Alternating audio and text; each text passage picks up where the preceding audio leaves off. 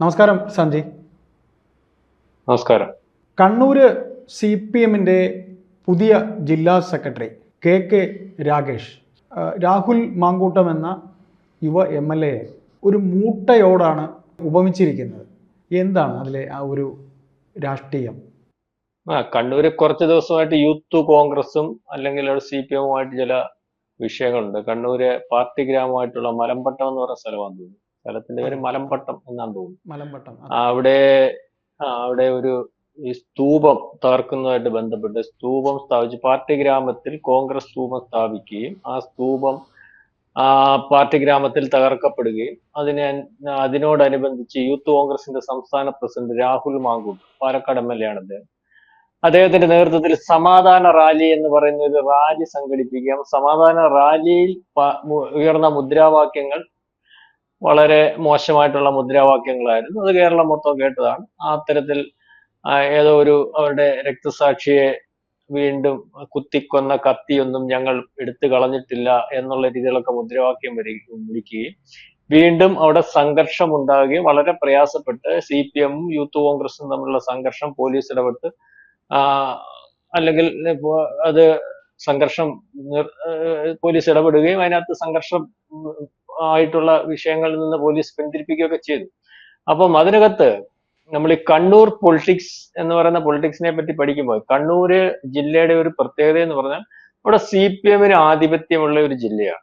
പല പ്രദേശങ്ങളും പാർട്ടി ഗ്രാമങ്ങളാണ്. അതായത് ആ പാർട്ടി ഗ്രാമങ്ങളിൽ മറ്റൊരു പാർട്ടിക്കും കയറാൻ പറ്റാത്തൊരവസ്ഥയുണ്ട്, അല്ലെങ്കിൽ മറ്റൊരു സംഘടനയ്ക്കും പ്രവർത്തിക്കാൻ പറ്റാത്തൊരവസ്ഥയുണ്ട്. മതസംഘടനയാലും സമുദായ സംഘടനയാലും ഒന്നിനും പ്രവർത്തിക്കാൻ പറ്റാത്തൊരവസ്ഥയുണ്ട്. ഇതേപോലെ തന്നെ യൂത്ത് കോൺഗ്രസിനും അല്ലെങ്കിൽ കോൺഗ്രസിനാണെങ്കിൽ മുനിസിപ്പൽ ഏരിയ കണ്ണൂർ സുധാകരന്റെ നേതൃത്വത്തിൽ കുറെ ഏരിയ ഉണ്ട്, മുനിസിപ്പൽ ഏരിയ.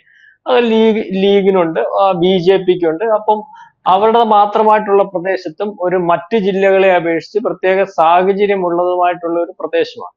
അപ്പം ഇതിനകത്ത് നമ്മൾ പഠിക്കേണ്ട ഒരു കാര്യം പറഞ്ഞാൽ, ഇപ്പം മാറ്റിയ KPCC പ്രസിഡന്റ് മാറ്റിയ KPCC പ്രസിഡന്റ് സുധാകരൻ അറിയില്ലേ? സുധാകരൻ KPCC പ്രസിഡന്റ് ആയിട്ട് വരുന്ന സമയത്ത് കോൺഗ്രസിന് വലിയൊരു ആവേശമായിരുന്നു. സുധാകരൻ വന്നു കഴിഞ്ഞാൽ സുധാകരന്റെ ഒരു കണ്ണൂർ സ്റ്റൈൽ പ്രസംഗങ്ങളും കാര്യങ്ങളും ഒക്കെ ഉണ്ട്. സുധാകരൻ വന്നു കഴിഞ്ഞാൽ കോൺഗ്രസിന് ഏതാണ്ടൊക്കെ അങ്ങ് സാധിച്ചെടുക്കാൻ പറ്റും. കോൺഗ്രസ് സുധാകരൻ നയിച്ചു കഴിഞ്ഞാൽ ഒരുപക്ഷെ CPM-നെ കേരളത്തിൽ ഉടനീളം വെല്ലുവിളിച്ച് അങ്ങ് ഇല്ലായ്മ ചെയ്യാൻ പറ്റും. അല്ലെങ്കിൽ കണ്ണൂർ സുധാകരൻ എടുത്തിട്ടുള്ള നിലപാടുകൾ കേരളത്തിലുടനീളം വ്യാപിപ്പിക്കാൻ പറ്റും. അത്തരത്തിലുള്ള പ്രസംഗങ്ങളും അത്തരത്തിലുള്ള ആവേശം കൊടുക്കുന്ന കാര്യങ്ങളും ഒക്കെയാണ് ഇദ്ദേഹം KPCC പ്രസിഡന്റ് ആവുന്നതിന് മുമ്പും അല്ലെങ്കിൽ പലയിടത്തും നടത്തുന്ന പ്രസംഗങ്ങൾ. കാരണം പ്രധാനമായിട്ടും ഈ കേരളത്തിലെ ഏറ്റവും വലിയ CPM-ന്റെ നേതാവായിട്ടുള്ള ഇപ്പോഴത്തെ മുഖ്യമന്ത്രിയായിട്ടുള്ള പിണറായി വിജയനെയൊക്കെ വെല്ലുവിളിക്കുകയും അല്ലെങ്കിൽ അത്തരത്തിൽ കൊമ്പ് കോർക്കുകയും ഒക്കെ ചെയ്യുന്ന ആളാണ്. അപ്പൊ ആ ഒരു ആവേശത്തിൽ ഇദ്ദേഹം KPCC പ്രസിഡന്റ് ആയിട്ട് വന്ന് നമ്മൾ കണ്ടതാണ്. KPCC പ്രസിഡന്റ് ആയിട്ട് ആക്ട് ചെയ്ത് നമ്മൾ കണ്ടതാണ്.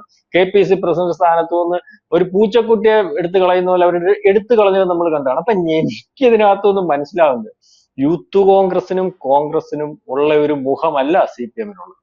CPM-ന്റെ മുഖം വേറൊരു മുഖമാണ്. CPM-ന്റെ മുഖം എന്ന് പറഞ്ഞാൽ ഈ പറയുന്ന കണ്ണൂരിൽ നിന്ന് വന്ന് അവിടെ വെല്ലുവിളിച്ച് ഒരു പക്ഷേ വിജയിച്ച് രാഷ്ട്രീയക്കാരനായിട്ടുള്ള സുധാകരൻ വിചാരിച്ചാൽ ആ മുഖത്തിന് മാറ്റമൊന്നും വരുത്താൻ പറ്റത്തില്ല. അത് മാങ്കൂട്ടത്തിൽ വിചാരിച്ചാലും പറ്റത്തില്ല.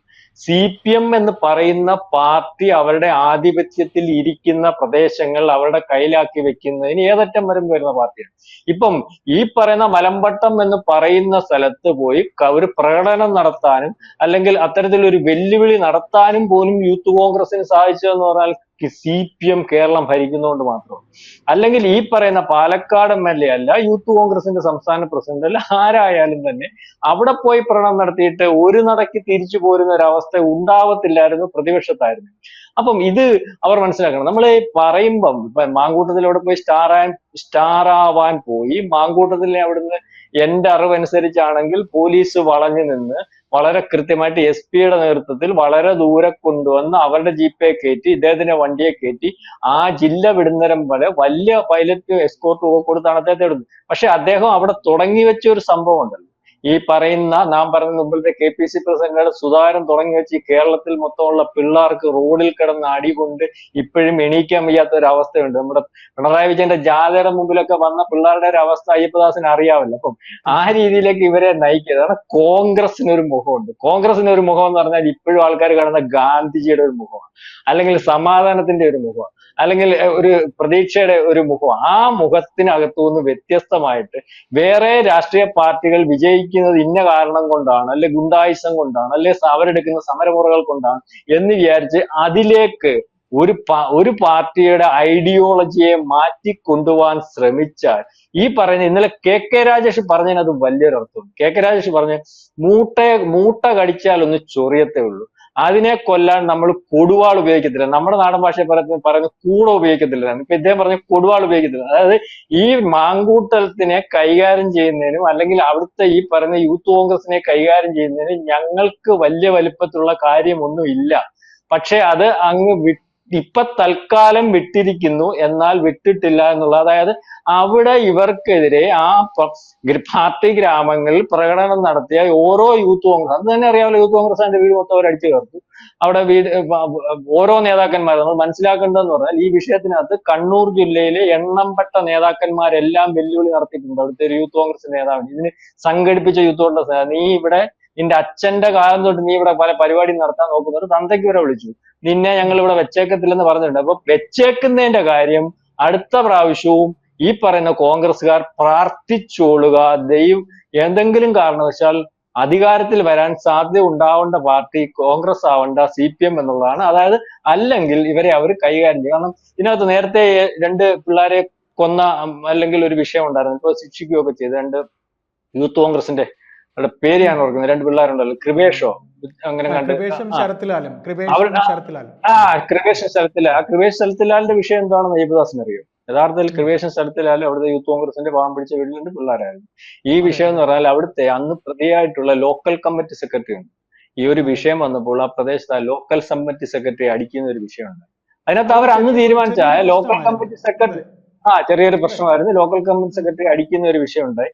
അന്ന് അവർ തീരുമാനിച്ചു, കാരണം അവരുടെ ഒരു ലോക്കൽ കമ്മിറ്റി സെക്രട്ടറിയെ അടിച്ചു എന്നുള്ളത് വന്നാൽ നാളെ കാലത്തെ അവിടെ ഇവിടെ എല്ലാം അവരെ അടിക്കാൻ സാധിക്കും, അവരുടെ ആധിപത്യം ഇല്ലാതെയാവും. അപ്പം അടിച്ചവൻ ഭൂമിക്ക് മുകളിൽ ഉണ്ടാവണ്ട എന്ന് തീരുമാനിച്ച് പാർട്ടി ആലോചിച്ചെടുത്ത കൊലപാതകമാണ് ഈ ശരത്ലാലിന്റെ കൃപേഷൻ. അതുപോലെ തന്നെ വേറൊരു വലിയ വിഷയമുണ്ട്. അതുപോലെ തന്നെ വേറൊരു വലിയ വിഷയമുണ്ട് നമ്മൾ പഠിക്കേണ്ടതെന്ന് പറഞ്ഞാൽ ഇപ്പൊ തന്നെ P. ജയരാജൻ ജില്ലാ സെക്രട്ടറി ആയിട്ടിരുന്നപ്പോൾ രാജേഷ് ഉണ്ടായിരുന്ന DYFയുടെ സെക്രട്ടറി, നേരത്തെ തലശ്ശേരി MLA ആയിട്ട് 10 കൊല്ലമായിരുന്നു. ഇപ്പൊ അദ്ദേഹത്തിന്റെ അവരെ ആക്രമിച്ച ഒരു കേസ് നിങ്ങൾക്ക് ഓർമ്മയുണ്ടാവും. അവരെ ഒരു TV രാജേഷിനെ ജില്ലാ സെക്രട്ടറിയും കൂടെ വണ്ടിയും കൊണ്ട് പോയപ്പോൾ അവിടെ ചെറിയ ആ പ്രദേശം എന്ന് പറഞ്ഞാൽ ഈ മുസ്ലിം ലീഗിന്റെ പ്രദേശമായിരുന്നു. മുസ്ലിം ലീഗിന്റെ പ്രദേശം എന്ന് പറഞ്ഞാൽ അവിടെ ദേശാഭിമാനി പത്രം ഇടാൻ പറ്റത്തില്ല. കാരണം ഈ പറഞ്ഞ പാർട്ടി ഗ്രാമങ്ങൾ എല്ലാവരുടെയും കയ്യിലുണ്ട്. ആ പ്രദേശത്ത് ദേശാഭിമാനിയോ അല്ലെങ്കിൽ മറ്റു പാർട്ടിയുടെ കോൺഗ്രസിന്റെ ഉൾപ്പെടെ കൊടി ഉയർത്താൻ പറ്റാത്ത സ്ഥലം. അവിടെ ഒരു തെങ്ങുകയറ്റ തൊഴിലാളി ഉണ്ടായിരുന്നു, CIT-ന്റെ. അയാളെ ഏൽപ്പിച്ചു ദേശാഭിമാനി പത്രം ഇടാൻ. ദേശാഭിമാനി പത്രം ഇടാൻ ഏൽപ്പിക്കുകയും ദേശാഭിമാനി പത്രം ഇട്ട് 2ാമത്തെ 3ാമത്തെ ദിവസം ഈ 2 മുട്ടിന്റെയും ചിരട്ട അമരങ്ങ് തല്ലി. അയാൾ ഇപ്പോഴും എഴഞ്ഞുകൊണ്ടിരിക്കുകയാണ്. അതിന് പകരം ചോദിക്കാൻ അല്ലെങ്കിൽ ആ വിഷയമായിട്ട് ബന്ധപ്പെട്ട് അന്ന് അവിടെ ജില്ലാ സെക്രട്ടറിയും ഈ പറഞ്ഞ രാജേഷും കൂടെ ചെന്നപ്പോൾ ജില്ലാ സെക്രട്ടറിയുടെയും രാജേഷിന്റെയും വണ്ടി തല്ലി പൊട്ടിക്കുന്ന ഒരു അവസ്ഥ ഉണ്ടായി. കണ്ണൂരാണ്, കണ്ണൂർ ജില്ലാ സെക്രട്ടറി, അതും P. ജയരാജൻ ജില്ലാ സെക്രട്ടറി. അവിടെ നിന്ന് അന്നേരം ആ ഫോട്ടോ എടുത്ത് ആ ഫോട്ടോ ട്രാൻസ്ഫർ ചെയ്തു. 1.5 മണിക്കൂറിനകം വയലിൽ 200 പേര് കൂടി നിന്ന് ആളിനെ അവിടെ നിർത്തി വിചാരണ നടത്തി വെട്ടിക്കൊന്ന കേസുണ്ട്. അതായത് യാതൊരു കാരണവശാലും പാർട്ടി കോംപ്രമൈസ് ചെയ്തു പോകുന്ന ഒരു അവസ്ഥയില്ല. ഇപ്പോൾ ഏതെങ്കിലും രീതിയിൽ കോംപ്രമൈസ് ചെയ്തിട്ടുണ്ടെങ്കിൽ അത് പാർട്ടി ഭരിക്കുന്നതുകൊണ്ട് മാത്രവും പിണറായി വിജയൻ മുഖ്യമന്ത്രി ആയിരുന്നതുകൊണ്ട് മാത്രവുമാണ്. അതുകൊണ്ട് എനിക്ക് പറയാനുള്ളത്, കോൺഗ്രസിന്റെ മുഖവുമായിട്ട് നടക്കുക, അതിന് കോൺഗ്രസിന് ഒരു അംഗീകാരം ഏത് രീതിയിലാണ് ഉള്ളതെന്ന് വെച്ചാൽ അവർ ഐഡിയോളജിയും ആ അംഗീകാരം കൊണ്ട് നടക്കുക. അല്ലാതെ ഈ പറയുന്നത് പോലെ മറ്റൊരു ഐഡിയോളജിയും മറ്റൊരു രീതിയിൽ പാർട്ടി സംവിധാനത്തെ കൊണ്ടു നടക്കുന്ന CPM പോലെയും അല്ലെങ്കിൽ BJP പോലെയുമുള്ള പാർട്ടികളിൽ കടന്നു കയറാനോ അല്ലെങ്കിൽ അങ്ങ് മാറ്റിയെടുക്കാനോ ഒക്കെ തീരുമാനിച്ച് മുന്നോട്ട് പോയാൽ ഒന്നും അവരുടെ ശൈലി അതെ, ഒന്നും അറിയാതെ ഇതൊക്കെ ഈ ആവേശത്തിൽ ഇറങ്ങിച്ചാടുന്ന വീട്ടുകാർക്ക് പിള്ളേർക്ക് അവർക്ക് അച്ഛനും അമ്മയ്ക്കും പിള്ളേരുണ്ടാകാതെ പോകുന്ന ഒരു അവസ്ഥ ഉണ്ടാവും. അതുകൊണ്ട് മാങ്കൂട്ടത്തിൽ അവിടുത്തെ പ്രസംഗവും നടത്തും, പാലക്കാട്ട് വന്ന് പ്രവർത്തനവും നടത്തും. അവിടെ ഈ മാങ്കൂട്ടത്തിനെ വിശ്വസിച്ച് പ്രകടനവും പൊതുസമ്മേളനവും വല്ലോ സ്തൂപം തറക്കാനൊക്കെ നിൽക്കുന്ന ആൾക്കാർക്ക് നാളെ കാലത്തെ അവിടെ ജീവിക്കാൻ പറ്റുന്ന ഒരു അവസ്ഥയില്ല. കെ രാഗേഷ് ഒന്നും അത്ര മോശപ്പെട്ട ആൾക്കാർ അല്ല. പാർട്ടിക്കകത്ത് വളരെ പിന്തുണയുള്ള ആളാണ്. അല്ലെങ്കിൽ കണ്ണൂർ ജില്ലാ സെക്രട്ടറി അവരാക്കണം. വേണ്ടപ്പെട്ട ആളും SFIയുടെയും അല്ലെങ്കിൽ DYFIയുടെയും ഒക്കെ ദേശീയ നേതൃത്വത്തിലൊക്കെ ഇരുന്ന ആളും വളരെ കാലം രാജ്യസഭ MLA ആയിരുന്ന ആളും എണ്ണംപ്പെട്ട നേതാക്കന്മാരുടെ ലിസ്റ്റിൽ നാളെ കാലത്ത് അവർ കൊണ്ടുവരാൻ തീരുമാനിച്ചിരിക്കുന്ന ആളും ഒക്കെയാണ്. അപ്പൊ കണ്ണൂർ പോലെയുള്ള ഇവിടുത്തെ ഒരു ജില്ലാ സെക്രട്ടറി എന്ന് പറഞ്ഞാൽ അവൻ ഭാവിയുടെ വാഗ്ദാനമാണ് CPMന്റെ. നാളെ കാലത്ത് വലിയ വലിയ പോസ്റ്റുകൾ വരുന്ന ആളാണ്. അപ്പൊ അതിനകത്ത് അയാൾ ജില്ലാ സെക്രട്ടറി ആയിട്ട് ഇരിക്കുമ്പോൾ അവിടെ ആ കണ്ണൂർ പൊളിറ്റിക്സിനകത്ത് നേരത്തെ ഉള്ളതിൽ നിന്ന് വ്യത്യസ്തമായിട്ടുള്ള ഒരു കാര്യവും കാഴ്ചപ്പാടും വരുന്നത് അയാൾക്ക് ക്ഷീണം ഉണ്ടാക്കും. അപ്പം ഏതൊരവസരത്തിലും ഇതിനൊരു തിരിച്ചടി പ്രതീക്ഷിക്കാം.